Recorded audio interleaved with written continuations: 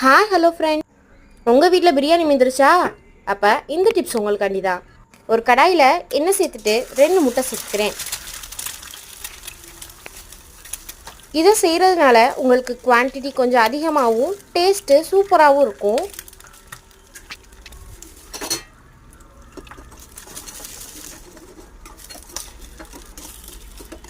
இது கூடவே சிக்கன் 65 மசாலாவும் சேர்த்துக்கிறேன். இதிலே உப்பு இருக்கும், அதனால உப்பை கொஞ்சம் பார்த்து சேர்த்துக்கோங்க.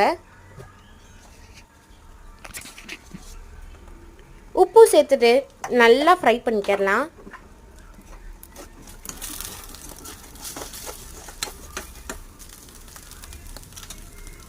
இப்போ இது கூடவே பிரியாணி சேர்த்துக்கோங்க.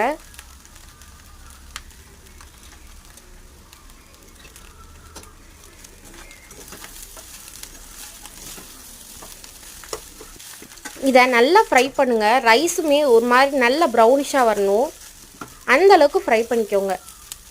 டேஸ்ட்டு அட்டகாசமாக இருக்கும். மத்தியானம் சாப்பிட்ட பிரியாணியை விட இந்த பிரியாணி அவ்வளோ ருசியாக இருக்கும். இன்னும் அது மாதிரி நிறையா டிப்ஸ் பார்க்க நம்ம சேனலை சப்ஸ்கிரைப் அண்ட் லைக் பண்ணி வச்சுக்கோங்க. பாய்.